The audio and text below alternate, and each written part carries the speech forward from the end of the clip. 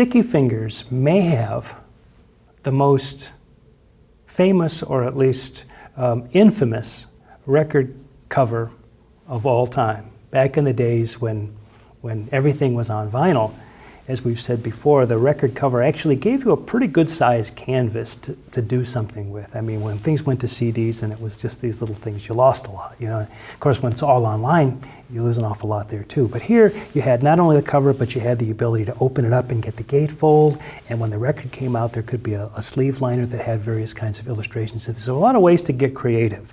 The Rolling Stones, for this album, decided to have the cover designed by pop art icon Andy Warhol. And so what he decided is that the album should be sort of a life-size man's, you know, midsection here with just the crotch and a guy in jeans, and that the actual jeans should have a working zipper. Well, this created all kinds of problems for the packaging people, but I can tell you there was a working zipper on a lot of those records, and you would unzip it. And if you looked inside, the record sleeve had a picture of the same guy, exactly the same scale, in his underpants, little tighty whities if you need to know. And there it was. And so it was this idea that you were basically Sticky Fingers. Well, you get the idea what Sticky Fingers, what the allusion might be to. Anyway, very infamous, bad boy kind of cover. Created problems actually for the record company, because if you packed those records too tightly, the zippers would actually scratch the records on the inside, that kind of thing. But nevertheless, it was something you had to see when somebody got that record. Oh, have you seen that? But again, it comes back to this whole thing about the packaging really playing a role in the experience of listening to the record. Now, you should know that a number of people claimed to be the model for this particular photo, which you see both from the front and the back, and as I said before, from the front and the back, and with the guy in his underwear. But there's one thing's for sure: the model was not Mick Jagger. And a number of others have sort of claimed credit for this. Of course, you can't really tell who it is because of what the picture is. The album itself, Sticky Fingers, was recorded mostly in December through November of 1970. The December '69 sessions were done in Muscle Shoals, Alabama. Remember, we mentioned that a couple of videos ago. When the Stones were on that tour at the end of 1969 in the U.S., they stopped into Muscle Shoals. Again, a hallowed ground when it comes to Southern soul recording, and did some great tracks there we'll talk about in the song Close-Ups coming up.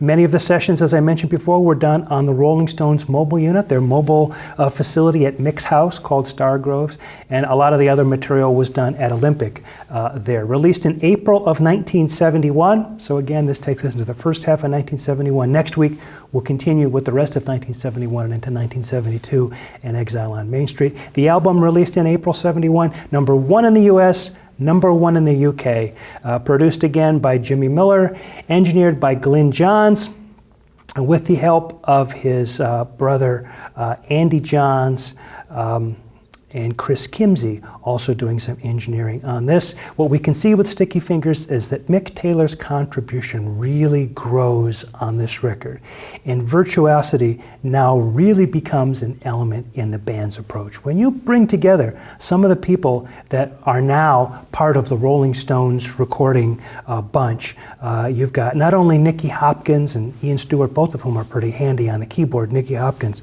a real natural musician. You've got Mick Taylor, but you've also got Bobby Keys, who will be part of the group now for some time to come, and Jim Price on trumpet.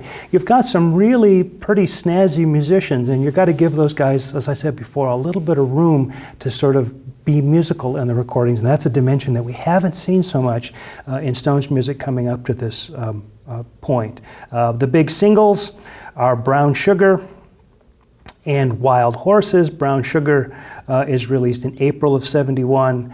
In the UK, it's released with the B-sides Bitch and Let It Rock, but in the US, it's released with the B-side just Bitch in May, going to number 1 in the US, number 2 in the UK. And then in the summer of '71, in the US only, the song Wild Horses is released with Sway as the B-side, going to number 28, Wild Horses did. So let's talk about the album Sticky Fingers, and as we've done before, let's talk about the songs that are on the record and the various kinds of stylistic influences that we can see here, the new things we can see, and the things that are really consistent with what we've been talking about as we go. Remember, reminding you here that one of the real things that musicologists like to do is not only find the innovation in the music, but to find the lines of continuity. And when you look at the music of almost any artist, you're going to find that there's almost always more continuity. The press releases, the way people publicize these records, often emphasize the innovation, everything brand new. But really, that's not really the way most artists work, coming up with something totally brand new each time. There's almost always an awful lot of continuity. So what we try to do is tease that out amidst the innovation and acknowledge that as well. So we'll talk about some of these songs briefly, and then in a close-up in the next video, we'll dig into some of them in more detail. Brown Sugar, recorded at one of the songs that was recorded at Muscle Shoals. By the way, Jimmy Johnson doing the engineering there, recorded in December '69, then worked on again in April of 1970, and then again December of 1970. I think the best way to describe Brown Sugar in a general sense, we'll get to it in more detail in the song Close Up, is that it's a guitar-driven rocker, no two ways about that. Sway is another guitar-driven rocker with a bit of a country twang here, recorded late October, November of 1970. Wild Horses, another one of those songs recorded at Muscle Shoals in December of '69, then worked on again in February and then again in August of 1970. It's kind of a singer-songwriter ballad, the kind of thing that we said we would see coming out of No Expectations when we talked about that from Beggar's Banquet. This idea of the singer-songwriter, the kind of thing that we saw from people like Dylan, and then we would see from Paul Simon and James Taylor and Carly Simon and Carole King and people like that, the kind of, acoustic instrument, just kind of slow song with meaningful lyrics. We see that in Wild Horses. We'll talk about that in more detail in the song Close Up. Can't You Hear Me Knocking? I want to take just stop on this one for a minute and talk about it, because it starts out as a guitar-driven blues rock tune, but then it kind of turns into a jazz rock jam. And it has a section on it, the whole last section of it, that if you just sort of started the song at that point, you could probably convince most people was a Santana tune. I mean, it really is sort of, percussion and guitars and soloing and all that, something like we've never heard before on a Rolling Stones tune. Now, it isn't that we haven't heard them jam tunes out before. They have. And that's the point of continuity. It's not so different for them to take the second half of a tune and kind of jam it out. The difference now is they have guys playing on this, Bobby Keys and Mick Taylor, who can really finesse a solo. And so it sort of goes to a whole nother level of technical and musical competency here, something that's new with the Rolling Stones. So probably the best example of the Stones really going into kind of a new territory is the second half of Can You Hear Me Knockin'? You Gotta Move. This is their cover version on this record, cover version of a Fred McDowell tune. Again, this is their cover of an old acoustic blues. Bitch is a guitar-driven rocker. We'll talk about that coming up in the song Close Up. I Got the Blues.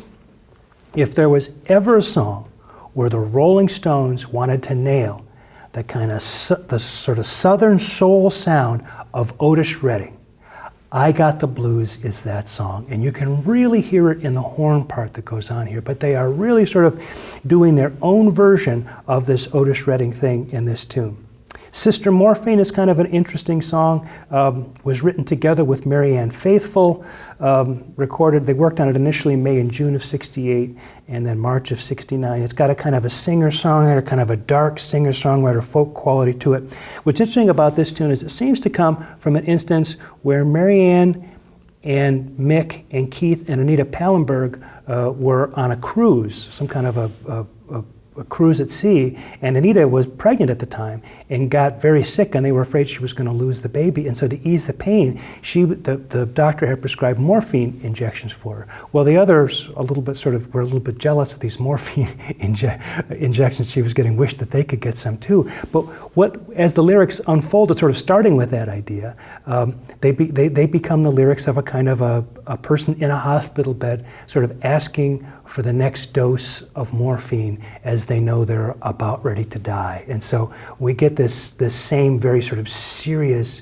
dark tone kind of lyric that we've seen before. So Sister Morphine, a bit of a kind of a sleeper song on this album, but one that connects up in interesting ways with what we've seen before. And of course, the drug use thing.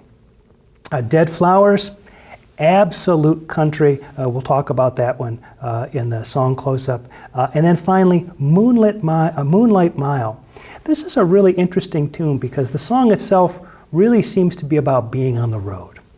And to me, it captures a real kind of sense that, if you're on a car trip across the country or you're in a bus, going across the country late at night and it's still and the stars are out and there's nothing but the sound of the road, and it's just there's a kind of a stillness but a constant movement that's happening as you're in. And they capture that vibe very, very well. But the way they do it is with an almost kind of Indian raga rock kind of thing. And we saw so much of that during the psychedelic period. But here, it's turned toward almost a kind of a meditative ending to the album, right? And so as they end the album with Moonlight Mile, it almost sort of looks back to 1967 to their Satanic Majesties, but with a much sort of calmer kind of vibe. It's not the first time we've seen them sort of jam out these Indian sort of sitarish kinds of things. And there are, of course, some interesting strings at the very end that double the melody. So again, lots of continuity with what we've seen before in the midst of some innovation. Well, in the next video, we're going to take a closer look at some of these songs: Brown Sugar, Wild Horses, Bitch, and Dead Flowers.